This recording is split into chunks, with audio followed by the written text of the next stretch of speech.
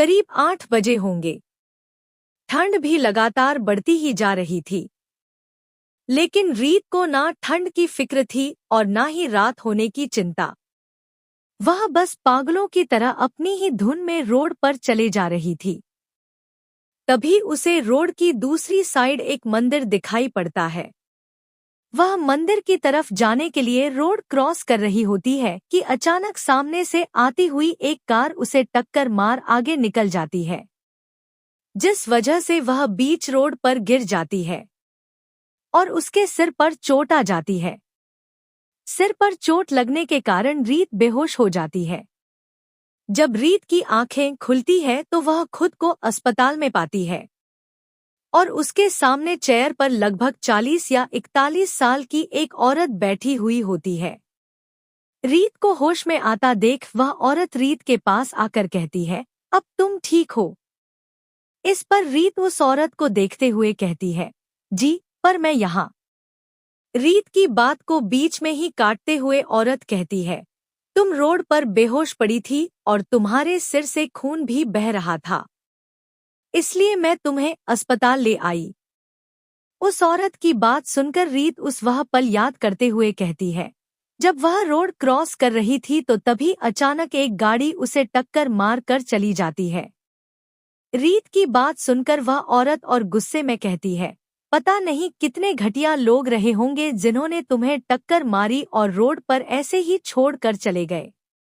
खैर छोड़ो, तुम अपने घर में किसी का नंबर दे सकती हो ताकि मैं उन्हें तुम्हारे बारे में बता सकूं। यह सुनकर रीत की आंखें नम हो जाती है।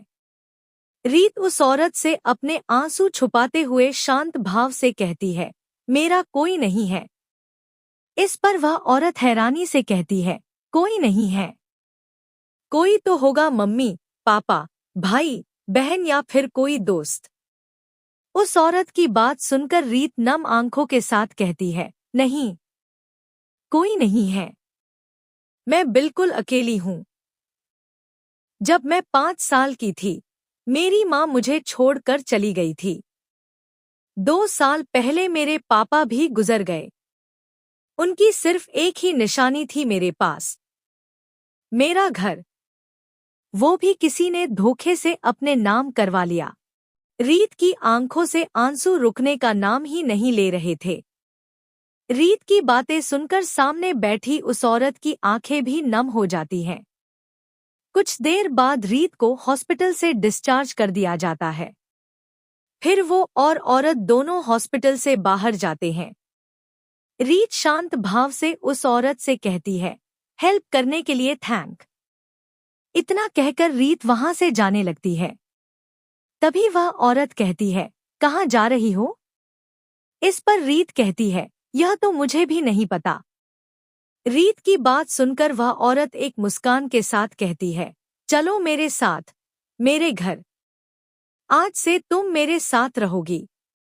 माफ कीजिएगा पर मैं आप पर बोझ नहीं बनना चाहती, रीत शांत भाव से जवाब देती है।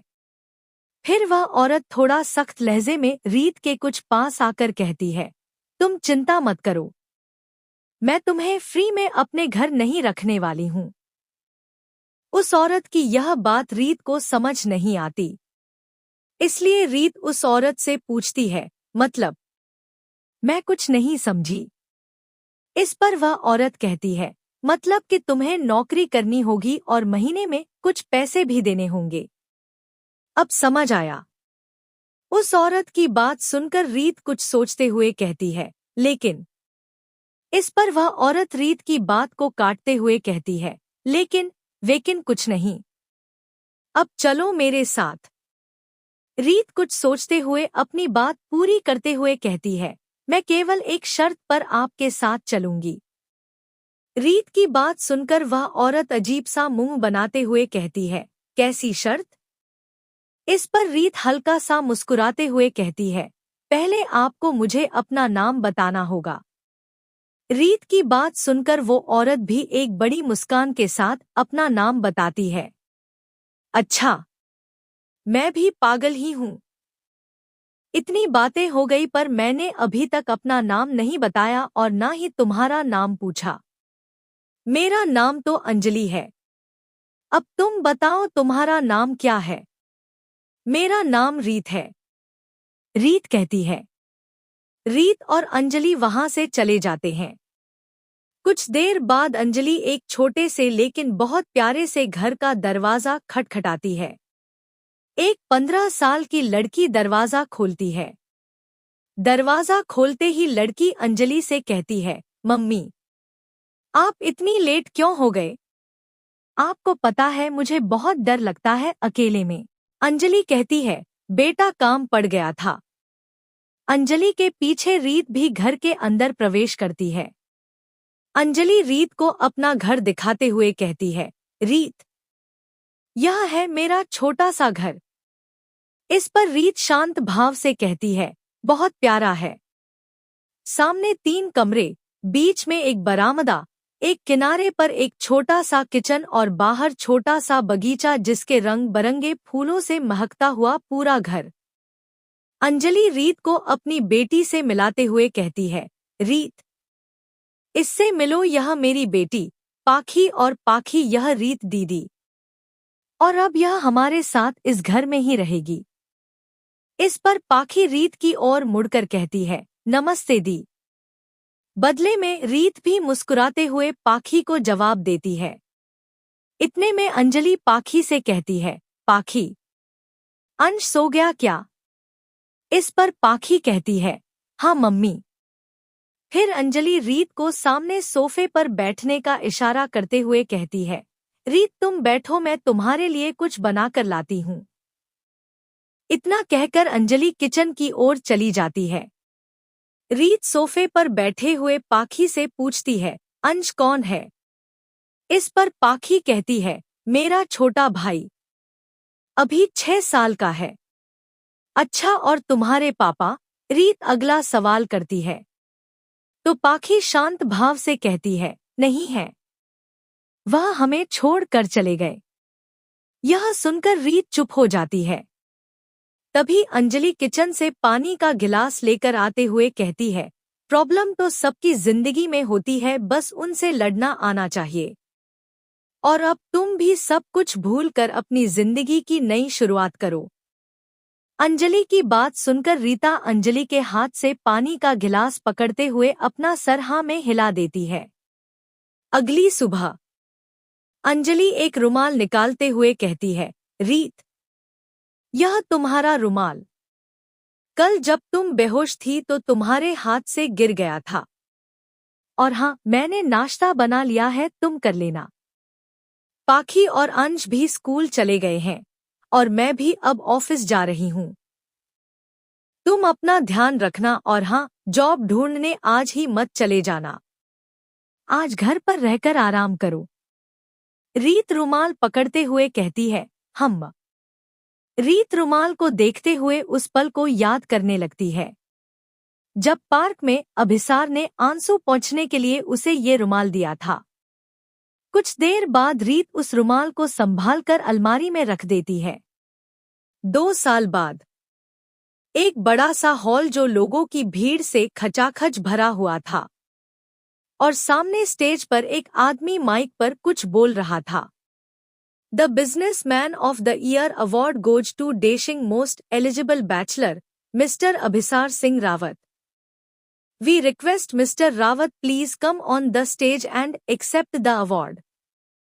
यह सुनते ही पूरा हॉल तालियों से गूंज उठा।